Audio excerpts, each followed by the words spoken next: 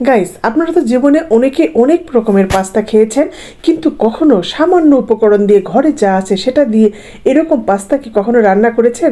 যদি না করে থাকেন তবে আজকের ভিডিওটি আপনার জন্য।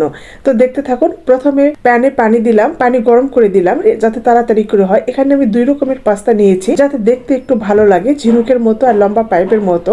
তো একটু লবণ আর একটু সামান্য রেগুলার তেল দিয়ে ফুটতে দিব। আমার এটা সিদ্ধ হতে 10 মিনিটের মতো সময় লেগেছিল। আর এদিকে দেখি একটু নাড়াচাড়া করে দিলাম, দেখতে বেশ ভালো লাগছিল।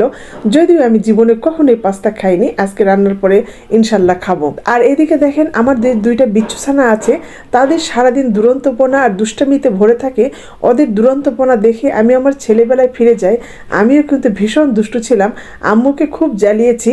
এই গাছে ওঠা সেই গাছে ওঠা, পাখির বাসার থেকে ডিম চুরি করা, এইসবই ছিল নিত্যদিনের আমার কাজ। আম্মু অনেক বকাবকি করতো, কিন্তু জীবনে কখনো কোনো দিন আমাকে মারেনি। আব্বু শুধু একবার আমাকে মারছিল আমার দুষ্টামির জন্য। তো এদের এই দুরন্তপনা দেখে খুব ভালো লাগে। আর এদিকে দেখেন পাস্তা প্রায় সিদ্ধ হয়েছে। আর ওদের দুরন্তপনা মাঝে মাঝে আমি আপনাদের সঙ্গে একটু শেয়ার করি, যে হয়তো আপনাদের ভালো লাগবে, জানি না কেমন লাগে। তো আপনাদের কেমন লাগে ওদের দুরন্তপনা একটু কমেন্টে জানাবেন। তো দেখেন পাস্তা সিদ্ধ হয়ে গেছে, নিচে একটু লেগে গিয়েছিল হালকা করে, জানি না কেন। এত সুন্দর হয়েছে, ফুলে ফুলে যা ছিল তার থেকে ডবল হয়েছে। তো এগুলো একটু ছেঁকে ঠান্ডা করতে দিলাম। আর যেহেতু একটু তেল দেওয়া ছিল তাই একটার সঙ্গে আরেকটা লেগে যায়নি। এখানে সামান্য একটু রান্নার তেল দিলাম। আর এখন দিয়ে দিব একটা ডিম। তো ডিম 2টা দিলেও হয়, যেহেতু পাস্তার পরিমাণ কম সেহেতু আমি ভাবলাম যে একটা ডিম দিয়ে হয়ে যাবে। এখানে সামান্য একটু লবণ দিয়ে ডিমটা একটু ঘেটে নিতে ছোট ছোট করে ভেজে নিব। এটা আপনারা সবাই পারেন, খুবই ইজি। দেখেন কি সুন্দর করে হয়েছে, ঝুরি ঝুরি ভাজা। তো সেটা এখন তুলে নিচ্ছি। আর এখানে আরও একটু পরিমাণ তেল দিব। আর এখন দিয়ে দিব রসুন কুচি।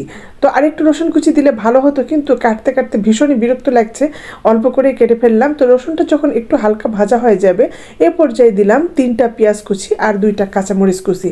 তো পেঁয়াজগুলো একটু যখন নরম হবে সে পর্যায়ে দিয়ে দিব পাস্তাটা। তো দেখেন পাস্তা দিয়ে এখন একটু হালকা তাপে নেড়ে চেড়ে নিব।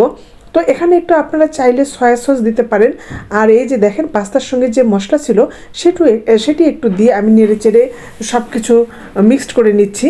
আর দিয়ে দিচ্ছি যে ঝুরি করে ডিমটা ভেজে রেখেছিলাম সেটা দিয়ে নিলাম। বাস সব দিয়ে একটু নেড়ে চেড়ে নিচ্ছি। আর দিচ্ছি টমেটো সস।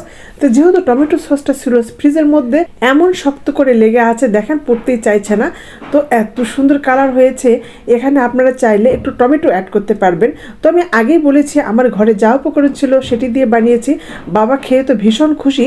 আমি বাবাকে বলেছি আপনি একটু দাঁড়ান, আমি ফোনটা নিয়ে আসি, ভিডিও করব। ফোন এনে দেখি বাবার খাওয়াই শেষ। দেখেন কি এক অবস্থা। তো সবাই ভালো থাকবেন। আর ফোনটা নিয়ে আসে দেখি বাবার খাওয়া শেষ। বলেন কি এক অবস্থা।